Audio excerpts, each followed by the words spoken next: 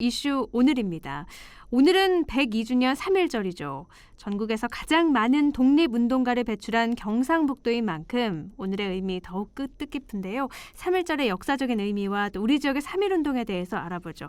경북 독립운동기념관 한준호 학예연구부장 연결해보겠습니다. 부장님 안녕하세요.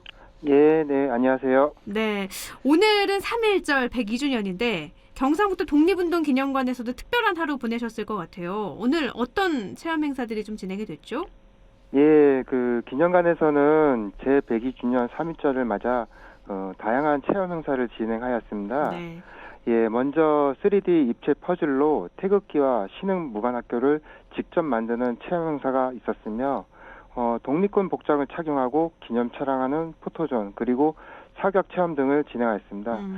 이외에도 체험 행사를 마친 관람객들에게 태극기 바람개비 만들기 교구와 소정의 기념품을 선물로 드렸습니다. 오늘 하루 종일 좀 비가 와서 이런 행사 진행하는 좀 어려움도 있었을 것 같아요. 예, 맞습니다. 야외에서 하는 행사는 다행히 없었나요? 예, 없었습니다. 비를 예상하고 저희가 실내로 다 변경을 했습니다. 그래도 좀 미리 예보가 됐던 거라서 준비가 좀 되어 있었군요. 예, 맞습니다. 알겠습니다. 우리가 이 3.1 만세운동이라고 하면 민족 대표 33인이 독립선언을 하고 또 많은 학생과 시민이 만세 시위를 벌인 걸로 알고 있는데 3.1 만세운동이 일어나게 된 배경부터 좀 알려주세요. 예, 여러 복합적인 요인이 결부되어 일어났습니다.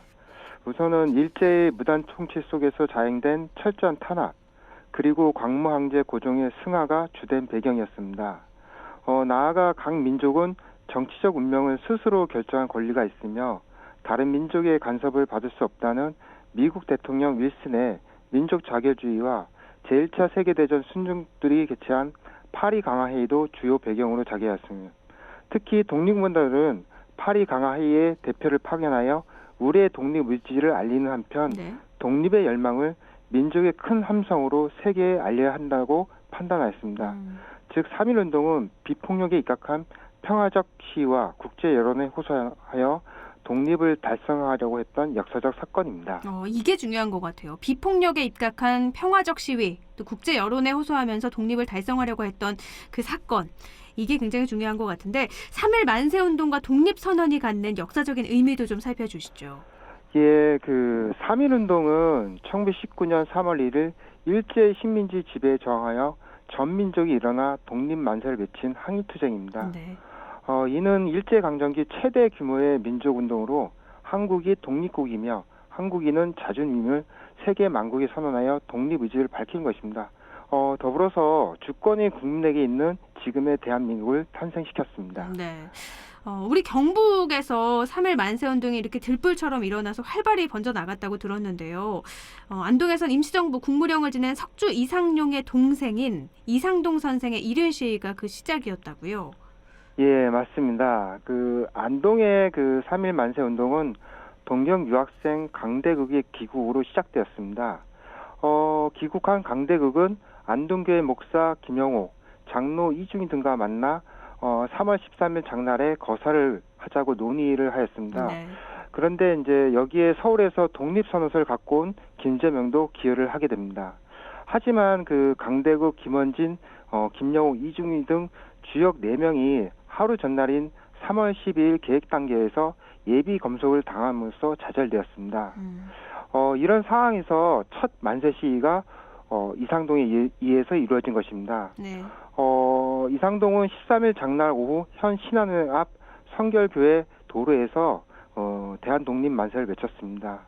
이 1인 시위는 안동에서 만세운동을 은밀히 추진하고 있던 유립 및 기독교 지도자들에게 기폭제 구실을 했던 것입니다. 3.1 만세운동이 3월 1일 날 모두 다 같이 한 번에 일어난 건 아니고 3월 1일부터 천천히 일어났던 거잖아요. 예, 맞습니다. 3.1 만세운동이 그럼 어떻게 전개가 돼 나갔는지도 알려주세요. 예, 서울에서 시작된 3.1운동은 약 3개월 동안 전국에서 펼쳐졌습니다. 경북 지역의 3.1운동은 서울에서 만세 시위가 일어난 뒤 한 주일이 지난 3월 8일에 대구 서문시장에서 시작하여 5월 7일까지 2달 동안 80곳이 넘는 곳에서 90회 넘게 일어났습니다. 네. 횟수로 보면 의성 안동이 각 14회로 가장 여러 차례 일어났고 영덕 8회, 성주 7회에 이어 상주 선산이 각 4회, 그다음에 그 대구, 영주, 청도가 각 3회, 그리고 나머지 시군에서 한두 번씩 일어났습니다. 보통 참가 인원은 안동이 9,200명으로 가장 많았으며 다음이 의성, 대구, 성주가 3,000여 명, 영주가 2,000여 명으로 그 뒤를 이었습니다. 이렇게 경북에서 많은 참가 인원이 있었고 또 굉장히 많은 횟수로 여러 차례 일어났던 거잖아요. 왜 네. 경북에서 이렇게 유난히 크게 많이 일어났던 걸까요? 여기에서는 일단은 기독교 분들하고 그다음에 유림 분들이 네. 이제 기독교 분들은 서울에서 이제 그런 평양이나 서울에서 만세 운동을 이렇게 보고, 그리고 이제 유림 분들은 고종의 장례 행렬을 이렇게 보고 네. 우리가 더 이상은 이렇게 참으면 안 된다. 독립을 목표로 만세 운동을 해야 된다. 그러면서 이게 조직적으로 이렇게 움직이게 되면서 많은 분들이 참가를 하게 됩니다. 그러니까 기독교와 지역 유림이 주축이 돼서 이렇게 활발하게 일어난 거군요. 예, 맞습니다. 예. 근데 우리 지역에서는 또 해외로까지 가서 독립운동을 이어가신 분들도 많이 계시잖아요. 해외에서의 네, 맞습니다. 3.1 만세 운동의 모습도 좀 알려주세요. 예, 나라 밖에서도 이 경북분들은 3.1 운동에 앞장서를 쓰게 됩니다. 먼저 가장 눈에 띄는 것이 중국 길림에서 발표된 대한독립선언서입니다. 네. 여기에는 한국이 완전한 자주 독립국이며 민주 자립국임을 선언하고 한일 합병은 일본이 한국을 사기와 강박 그리고 무력 등 갖은 수단을 동원하여 강제로 병합한 것이므로 무효라고 주장하였습니다. 그런데 이 선언서 본문 끝에는 발표 주체인 39명의 대표자 이름이 적혀져 있는데 네. 그 이름을 보면은 국내와는 달리 실제 독립운동을 이끌던 최고 지도자로 구성되어 있습니다. 여기에 이제 경북 사람으로 이상용과 김동산 이름이 들어 있습니다. 네. 이것이 무슨 이유냐면은 1919년 무렵 한국 독립운동회를 이끌던 최고 지도자 대열에 두 분이 있었음을 확인할 수 있는 대목입니다. 네네. 그리고 또한 경북 분들이 주로 망명해 있던 서간도에서도 4월 초순까지 독립만세가 일어났으며 특히 3월 10일에는 길림성 유아현 사원포에서 만세운동이 정해됐는데 여기에 경북분들이 많이 망명을 했던 곳입니다. 그래서 또 3.1 운동이 경북에서는 또 다른 의미, 더 큰 의미로 다가오는 건데요. 또 우리가 3.1 만세 운동이라고 하면 많은 분들이 아운의 만세 시위를 주도하고 또 옥고를 치르다 돌아가신 유관순 열사 떠올리게 되잖아요. 네, 맞습니다. 우리 지역에서 3.1 만세 운동과 관련한 인물 어떤 분들이 있을지 좀 소개를 해주신다면요. 예, 3.1 운동에는 남성분들도 많이 참가했는데 역시 여성분들도 큰 역할을 하였습니다. 네. 경북에서는 대표적으로 남자현, 김락, 임봉선, 김정희, 윤학이, 신문근 등이 3.1 운동에 적극적으로 나섰습니다. 네네. 다 소개할 수 없어서 두 분만 소개해드리는데요.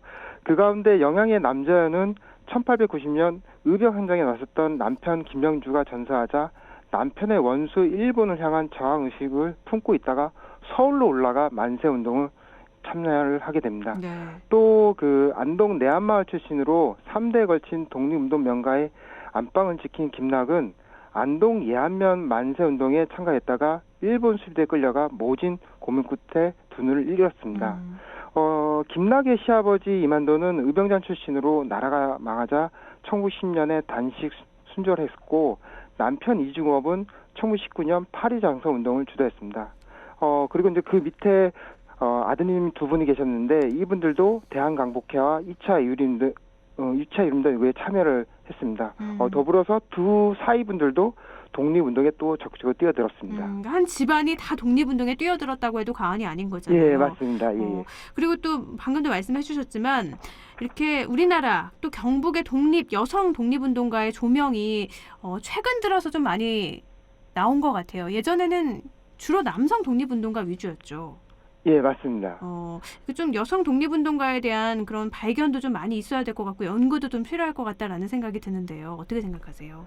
예, 이게 보통 남성분들 같은 경우에 독립운동 유공자 분들 같은 경우는 이 보통 근거 자료가 판결문이나 일자 보고 문건이 대부분입니다. 네. 근데 거기에는 보통 일반적으로 남성분들이 많이 들어갈 수밖에 없습니다. 왜냐면은 이 남편분들 아니면 아들분들이 독립운동에 적극적으로 나설 때 네.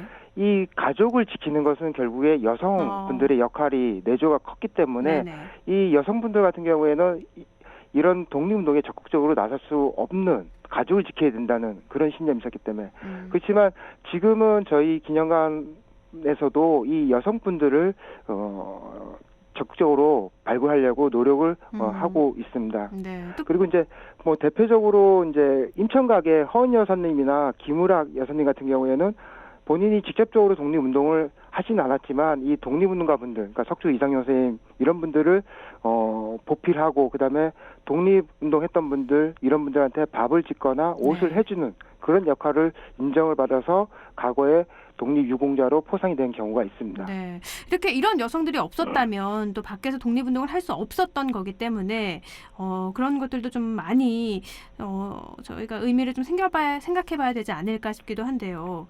예. 끝으로 덧붙이고 싶은 말씀이 있다면 청취자 여러분께 좀 전해주시죠. 예, 그 지금의 대한민국을 만들기 위해서 수많은 독립운동가 분들의 나라 사랑과 희생이 있었습니다.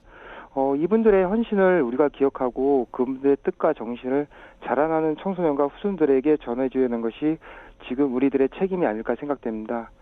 끝으로 올해는 이상용 등 많은 경북분들이 조국 강복을 위해 만주로 망명한 110주년이 되는 해입니다. 네. 많은 관심을 부탁드리겠습니다. 네. 경북 독립운동 기념관에 이렇게 한번 둘러봐도 역사에 대해서 공부할 수 있는 시간을 가질 수 있잖아요.